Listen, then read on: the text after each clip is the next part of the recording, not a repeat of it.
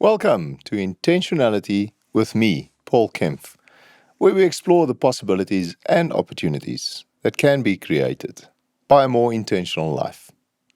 If you like what you hear, if you find value in the content and feel moved to do so, please hit the subscribe button so you don't miss an episode. If you love this podcast and or believe it is something that can make a difference in the life of someone you know, someone you care about, please share it with them. Share it with the world so that we can reach more people and impact more lives. This is episode 9. The title of today's episode is An Introduction to Financial Planning, Part 3. But the subtitle is maybe a better description of what I want to discuss in this episode. Understanding the basics of investment planning and retirement planning. A path to financial freedom. Again, like in the previous 2 episodes, it's necessary for a quick reminder of the disclosure for compliance purposes. I work for the FFG group of companies and we are registered financial services providers. In episode 7, we started exploring the basics of financial planning with a brief introduction. In episode 8, we looked at wills and the role of insurance in risk management for you and your family. This week, we will end off the financial planning introduction of this podcast with a brief description of the basics of investment and retirement planning and the role it plays in your financial life plan. This is a slightly more difficult topic on a podcast than, for instance, on a YouTube video, because we do not have the assistance of graphs and slides and tables and numbers. But let's give it a try. What do the words financial freedom mean to you? Does it mean financial independence? Does it mean being wealthy? What does wealthy look like for you? Is it a flashy car, a bigger house, better holidays?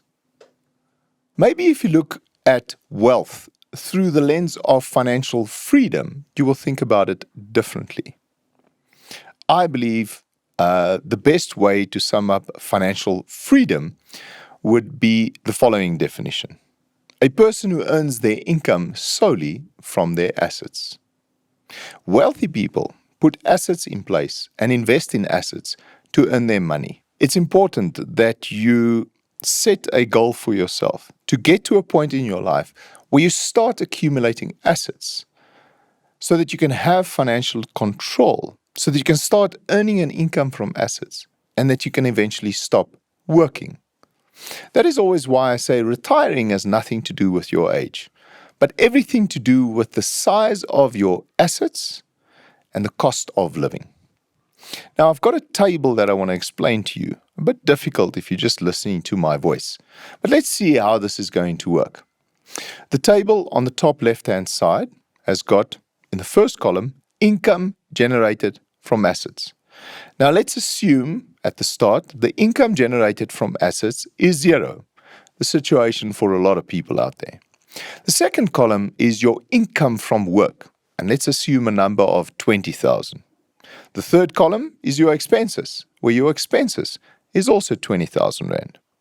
So what is your level of freedom, financial freedom, taking into account financial freedom is earning an income generated from assets? Because your income generated from assets in this example is 0, your level of financial freedom is 0. Now, in the second row of this table, our income increases from 20,000 to 22,000 Rand. But as I've told you in previous episodes, what a lot of us does is when our income increases, our expenses increases by the same margin. So in this example, the income goes from 20 to 22,000, the expenses goes from 20 to 22,000 Rand. And despite the fact that you're now earning more money, your financial freedom percentage is still 0. Now let's look at a third example. In this third example, you start earning an income from assets, and your income generated by assets is, for example, 2,000 Rand. Your income from your work Your salary that you earn is 20,000 Rand, and your expenses is 22,000 Rand. Now, important to understand, even though you are earning an income generated from assets, your financial freedom is still zero. Because all the money you're earning from your income from a job and all the money you're earning from an income generated from assets goes to expenses. Now we look at scenario number 4, where your income generated from assets is 2,000 Rand, your income generated from work is 20,000 Rand, and your income from your expenses is 20,000 Rand. In this case, the additional income you're generating from assets, 2,000 Rand, is not being spent on expenses. And this is where financial freedom starts. And in this case, your financial freedom is 10%. You getting the picture? The last part of the scenario is where your income generated from assets is 20,000 and your expenses is 20,000. And in this case, your level of financial freedom is 100%, because 100% of your expenses is covered by income generated from assets. So being wealthy, being financially free, is really about making the right decisions. The real question here is, what do you do with your money when you are fortunate enough to have more money, more income than expenses? And this is where investments and building wealth comes in, and why it is important for us to discuss the basics of financial planning. And that is why it is important for us to discuss the basics of investment planning. The question that I've asked before applies to the question of investment planning as well. Do you do it yourself or use an advisor? It obviously depends on the complexity of the investments you want to make, but also your own level of knowledge and experience. It could be a very dangerous territory to play around in, especially if you don't know what you're doing. Of course, AI looks like it will be playing a role in this arena in the future. For now, I think it's necessary that we look at both the traditional way of doing investment planning through an advisor, but also the way in which AI can enhance that advice, enhance that function, how AI can help us in the future when it comes to investment planning. Certainly, it's something that we are looking at embracing in our business.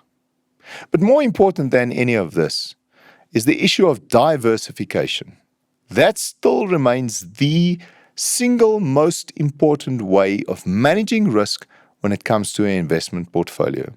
Diversification in all aspects. Firstly, diversification in terms of the type of instruments and asset classes you use when you invest. Instruments like pension funds, retirement annuities, preservation funds, investment accounts, unit trusts, endowment policies, shares, property, business, gold, crypto, art, it can be anything. Secondly, asset classes, equity, that's shares, property, cash, bonds, hedge funds, private equity, alternative instruments. There's so many different asset classes that you can invest in. It's important that you apply diversification when it comes to your investment portfolio. Some other important considerations when deciding where to invest are things like the term of your investment, how long do you want to invest, and then what level of volatility are you prepared to take? Are you comfortable with a roller coaster ride when it comes to your investments, or do you want a smoother ride? What is your risk appetite when it comes to investments? Other important considerations include income tax implications, costs you pay, and investor behavior. Let's look more closely at those three considerations. Firstly, income tax when considering investing. Income tax does, to a large extent, determine the order or priority in which you should be investing. It's important that we understand in South Africa we have certain instruments that we can invest in where contributions are tax deductible. Any investment into these retirement instruments, like a pension fund or a retirement annuity, are tax deductible up to 27.5% of your taxable income, with a maximum of 350,000 Rand per year. And the second important tax consideration here is that all growth in these retirement instruments are tax-free, which means you do not pay tax on interest or any capital gains tax on growth. It is important to understand that there are certain tax consequences when you withdraw from these retirement instruments or start earning a pension income when you retire out of these instruments. It's also important to understand that it's not often that SARS gives you something for free. It's important that you make use of it. You need to make sure that you're making optimal use of the income tax advantages that is being offered when you are making investments. And under circumstances, and this is a very controversial statement, so I'm going to repeat it. Under certain circumstances, it might even be better than paying off debt to invest in some of these instruments where you do get a tax benefit. Now, it's important that you take that recommendation under advisement because it really depends on your personal circumstances whether that does make sense. And I do want to implore you to speak to a qualified financial advisor when it comes to making decisions like that. You also have things like endowment policies, which are generally seen as an instrument where you have tax-free growth. That is not quite the case. It's just that endowment policies are taxed inside the policy and could potentially mean you are paying less income tax than in other types of instruments. There are also instruments called tax-free investments in South Africa, where you also don't pay tax on any interest or capital gains tax. But it is important to understand that these instruments, the contributions are made with after-tax funds. So there is no benefit from a tax point of view or a tax deduction in terms of the contributions. The other shortcoming of a tax-free investment is that you can only invest a maximum of 36,000 Rand per annum and a lifetime maximum of 500,000 Rand. Now, to sum this up, when we talk about income tax considerations and how it determines the order of investing, here's my order of investing that I would recommend you consider. First, start with a pension fund, then a retirement annuity, then tax-free savings investments, then investment accounts, then property, then offshore investment accounts, endowment policies, share portfolios, ending off at cryptos and other high-risk alternative investments. The next consideration that we need to look at is the cost of investing. And make no mistake, costs matter big time, especially in lower return environments that we've seen a couple of times over the last 2 decades. When your returns are lower, your costs matter more, and there is a bigger focus on the cost of investing. This is a complex environment, and comparisons are sometimes very difficult to do. That's because the basis of determination of cost differs when comparing, for example, individual type of instruments with group instruments. Some investments, the costs are set as a percentage of contributions. In others, it's a percentage of salary, and in others, it's a percentage of assets under management. And these different costs are not only difficult to compare, but they also differ. They also matter differently at different times for different people. But a proper comparison showing the cost effect in an investment over time is crucial. And that's why I believe, again, it is necessary for you to have somebody that has the expertise with investments to be able to advise you on the different ways in which these costs impact your investment. To end off on the cost subject, there's 3 costs that you need to consider when you start investing. The first is a platform or administration fee, where in our opinion, paying anything more than 0.5% per annum of the assets under management is excessive. The second is an investment management fee, where you should try to pay in the region of about 1.5% of assets under management per annum or less. And the third one is the advice fee that is paid to the financial advisor. Now, here it depends a lot on the investment amount that you are investing. Obviously, the higher the investment amount, The lower the fees should be as a percentage of the investment amount. And it's important to understand that here an upfront fee can be charged as well as an ongoing fee. And in our opinion, anything more than a 1% upfront fee is excessive, and anything more than a 1% ongoing fee is excessive. And it's important to look at a combination of these two advice fees when considering a new investment. More importantly, you need to ensure that you're getting value for money when you are investing, and that the costs that you are paying does make sense to you. In future episodes, I hope to be able to spend some time on ideas like passive index investing, which obviously costs a lot less money, things like alternative instruments and hedge funds, which cost a lot more money but can help you in diversifying your portfolio. The important thing here is that the cost of making a mistake when you do it yourself has to be weighed up against the cost of getting help. And the biggest mistake that I see people making, that I see clients making when it comes to investing, is focusing too much on costs and performance, but investing then too conservatively over time, and panicking when things go wrong. Now, one of my favorite graphs, which I can't show you now, but we will try and put it on the channel, is a graph around investor behavior, which perfectly sums up this mistake that a lot of people make when it comes to investments.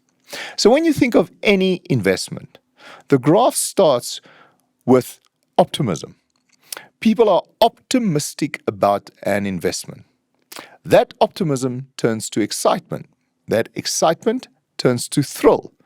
That thrill leads us to a point of euphoria where everybody is so happy with this investment at the market that more and more people start investing.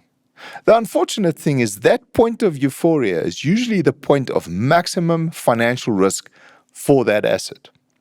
And because investment markets move in cycles, often the next step is for that investment to start falling in value.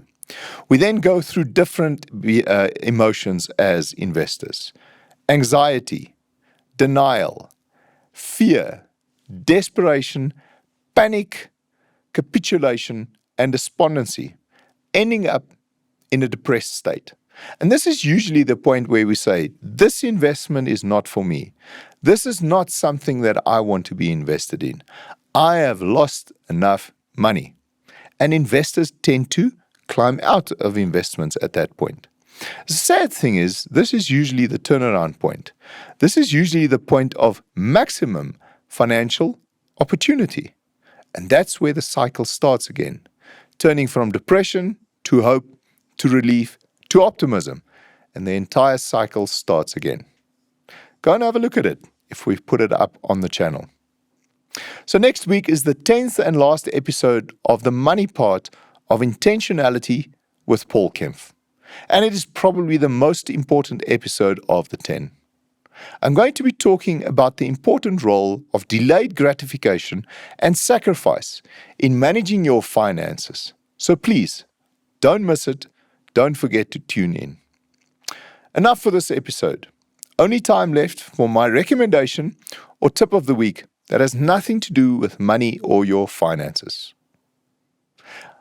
I've not given you a book recommendation in a while. This one is a necessary but difficult recommendation. Difficult because it is one of those books that everyone always recommends you should read in your life. But I need to reluctantly admit I did not enjoy this book. In fact, I found it incredibly hard to read. It's a very short book. It's not because it's a long book, but in my opinion, a difficult read and not a pleasant read. So why on earth would I recommend a book to you that is not pleasant or easy to read? It's because it contains one of the most powerful quotes ever written, one that I try and live my life by. And therefore, I do want to share it with you, and I do want to recommend that you try and read this book. The book is called Man's Search for Meaning. The author is Viktor Frankl. And my favorite quote from this book is a great way to end this episode. Everything can be taken from man, but one thing, the last of human freedoms, to choose one's attitude in any given set of circumstances. A lot of intentionality, if you think about it, around that quote as well. A quick thank you to the FFG Group for their valuable support of this podcast. We are optimistic and hopeful that this podcast will grow over time into something substantial and meaningful, and that this journey together can create lasting memories. Should you want to get hold of me, send me an email. The address is paul@intentionality.co.za, or contact me through the channel that you are listening on. I would love to hear from you. Congratulations on making the choice to live a more intentional life, to be the architect of your own success, and to achieve more in your life. I'm looking forward to sharing the next episode of Intentionality with Paul Kemp with you next week. And may the rest of your week be an amazing, intentional adventure.